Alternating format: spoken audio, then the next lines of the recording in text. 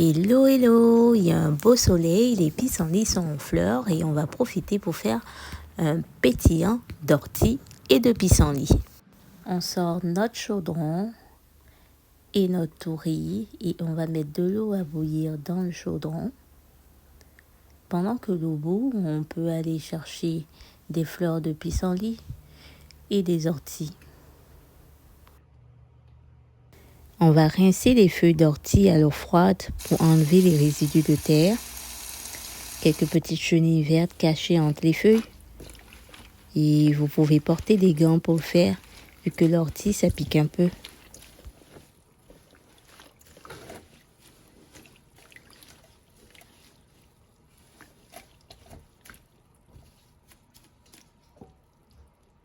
Après les avoir rincés, on va faire infuser les feuilles d'ortie dans la casserole d'eau chaude. Pendant que l'ortie infuse au bout, on va aller séparer nos fleurs de pissenlit de leur tête. Il faut s'assurer de retirer le plus possible de têtes vertes. Sinon, on a un breuvage qui est quand même amer. Ça nous donne plein de pétales jaunes et blanches. Cette étape terminée, on peut voir ce que notre ortie devient. Il faut presser le tout pour extraire le liquide. Et on verse le tout, cette infusion d'ortie, dans un seau ou dans le contenant de notre choix.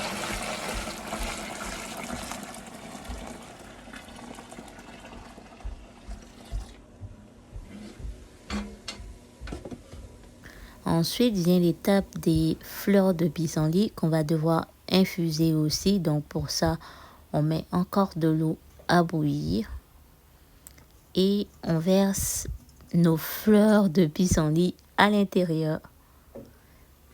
Voilà, on laisse le tout infuser pendant soit une nuit, soit 6 heures de temps. C'est comme vous voulez. Moi, j'ai laissé les fleurs de pissenlit infuser dans mon eau chaude toute la nuit. J'ai fermé avec le couvercle et c'était fait. Il ne restait plus qu'à attendre le lendemain matin.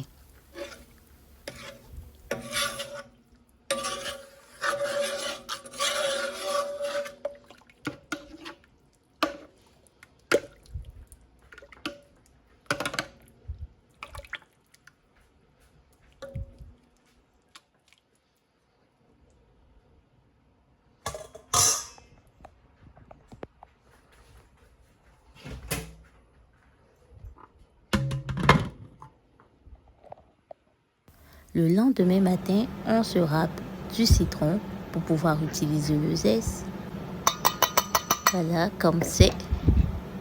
Moi, j'ai utilisé 2 ou 3 citrons parce que c'est quand même une grosse quantité. On est parti pour faire 5 gallons de bière d'ortie ou de pétillant d'ortie. Et après ça, on utilise ces mêmes 2 citrons-là pour faire du jus de citron.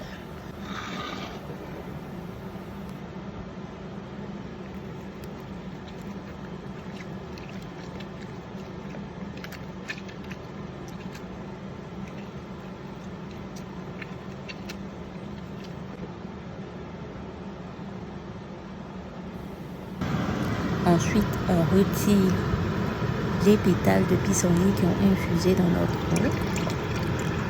On retire le maximum possible, comme vous pouvez. Passoire, coton à fromage, comme vous pouvez. Et normalement, vous devez obtenir un liquide jaune pâle.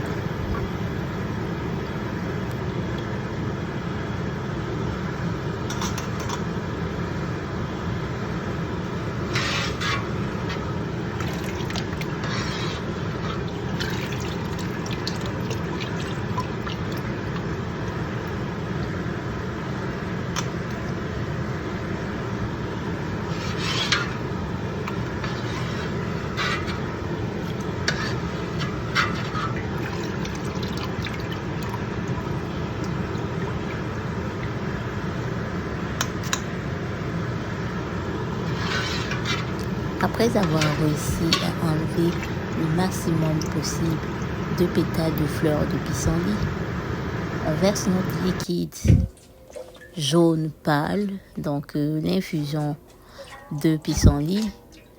On verse ça dans le seau où il y avait au préalable l'infusion d'ortie. Donc là, vous avez deux infusions, l'infusion d'ortie plus l'infusion de pissenlit.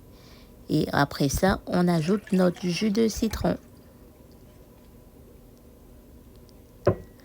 Après le jus de citron, on met le zeste de citron. Vous pouvez aussi utiliser du zeste d'orange comme du jus d'orange.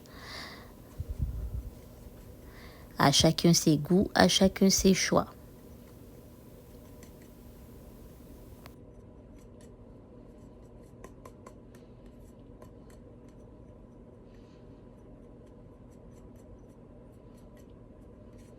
Après avoir dompé et le jus de citron et le zeste de citron, on va ajouter notre levure.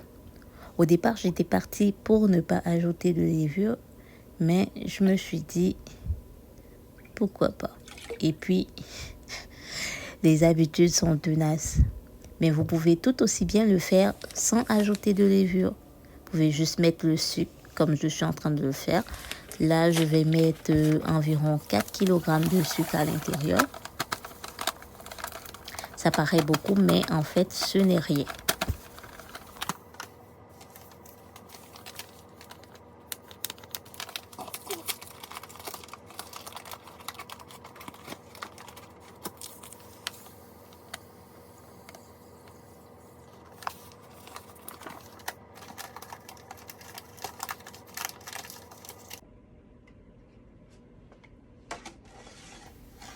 On mélange bien le tout.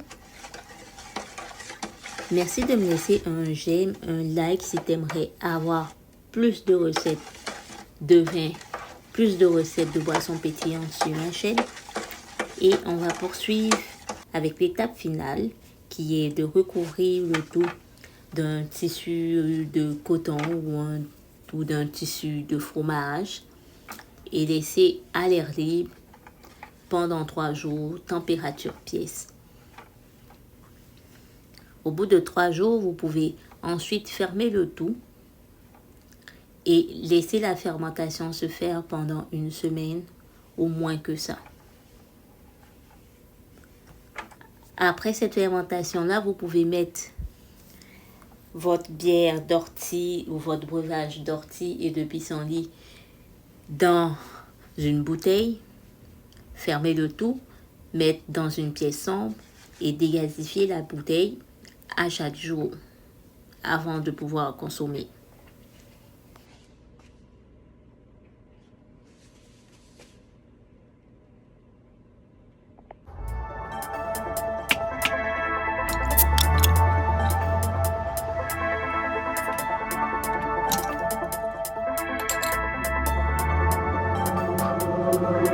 Code 1